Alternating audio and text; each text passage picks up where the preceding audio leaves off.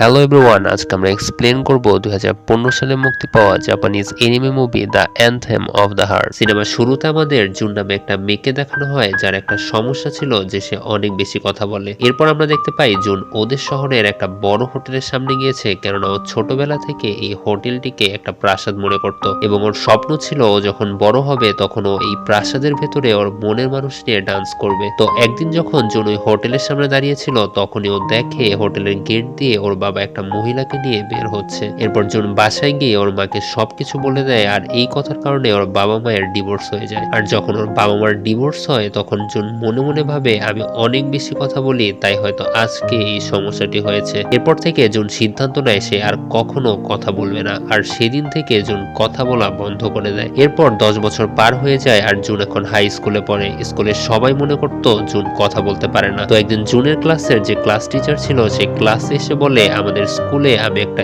ইভেন্টের আয়োজন করতে চাই, আর এই জন্য আমি একটা টিম গঠন করেছি যারা এই ইভেন্টটা পরিচালনা করবে। আর তারা হচ্ছে জুন, তাকুমি, তাসাকি এবং আরেকটি মেয়ে নিতু। আর টিচার এই চারজনকে বাছাই করেছে কারণ তার কাছে এই চারজনকে অস্বাভাবিক লাগতো, তাই সে চেয়েছিল এই ইভেন্টের মাধ্যমে তারা যাতে একে অপরের সাথে মিশে স্বাভাবিক হতে পারে। এরপর তাদের সবার জীবন আলাদা আলাদা ভাবে দেখানো হয়। যেমন তাসাকিকে দেখানো হয় যে একজন বেসবল প্লেয়ার, তার হাত ভাঙার কারণে সে অনেক ডিপ্রেশনে আছে। অন্যদিকে তাকুমি অনেক ভালো মিউজিক্যাল যন্ত্র বাজাতে পারে আর সেও অনেক ডিপ্রেস থাকে। আর এরপর নিতুকে দেখানো হয় সে আগে স্কুলের চিয়ার লিডার স্কোয়াডের লিডার ছিল। আসলে তারা চারজন ভিন্ন ভিন্ন কারণে ডিপ্রেস। তো এরপর ইভেন্টের জন্য তারা প্রস্তুতি নিতে থাকে আর জুন ধীরে ধীরে তাকুমিকে পছন্দ করতে শুরু করে। এরপর জুন তাকুমিকে মোবাইলে মেসেজ করে তার জীবনের সব কথা বলতে শুরু করে। আর এসব শুনে তাকুমি অনেক অবাক হয়ে যায় আর জুনকে বলে একটা মানুষ কিভাবে টানা 10 বছর কথা না বলে থাকতে পারে। এরপর জুন যখন কথা বলতে যায় তার অনেক কষ্ট হয়, কিন্তু তাকুমি তখন বুঝতে পারে এটা হচ্ছে একমাত্র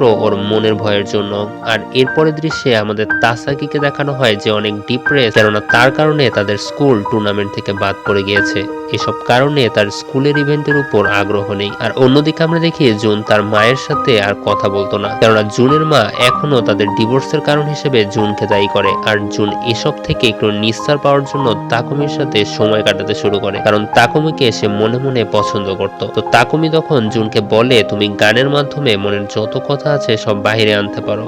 আসলে তাকুমি চাচ্ছে স্কুলের ইভেন্টে জুন যাতে গান গায়। আর এরপরে আমরা দেখতে পাই ওদের টিমের নিতু নামের মেয়েটির সাথে তাকুমির অনেক আগে থেকে সম্পর্ক ছিল, কিন্তু বর্তমানে তাদের আর কোনো সম্পর্ক নেই। তবে এখন জুনকে তাকুমির সাথে দেখে নিতুর অনেক হিংসা হওয়া শুরু করে। তো এরপর যখন তাকুমি সবাইকে জুনের ব্যাপারে বলে যে জুন এরকম 10 বছর ধরে কথা বলে না, তখন সবাই সিদ্ধান্ত নেয় তারা সবাই ক্লাসের ইভেন্টে যোগ দিবে। আর সবার এমন আগ্রহ দেখে জুন সিদ্ধান্ত নেয় সেও এই ইভেন্টে গান গাইবে। তো এভাবে অনেকগুলো দিন কেটে যায় আর সবাই ইভেন্ট নিয়ে অনেক পরিশ্রম করতে থাকে। কিন্তু ইভেন্ট শুরু হওয়ার একদিন আগে নিতু তাকুমির সাথে দেখা করে, আর তখন তাকুমি তাকে বলে সে এখনো নিতুকে ভালোবাসে। আর এসব কথা জুন আড়াল থেকে শুনতে থাকে এবং এইটা শুনে জুন অনেক কষ্ট পায়।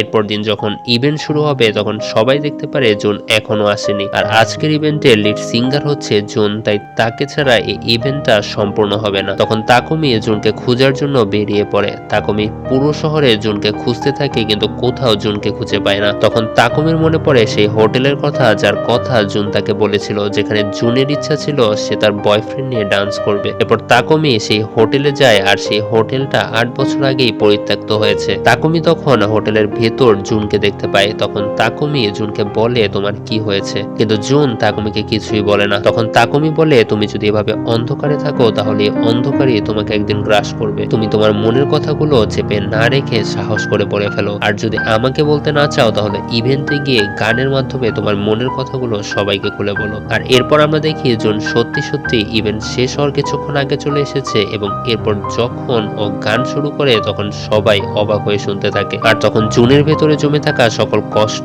বের হয়ে যায়। আর ইভেন্ট শেষে তাসাকি জুনের কাছে আসে আর জুনকে প্রপোজ করে। আর এভাবে নতুন জুন তার নতুন ভালোবাসা পেয়ে তার নতুন জীবন শুরু করে। আর এখানেই এই মুভিটি শেষ হয়ে যায়।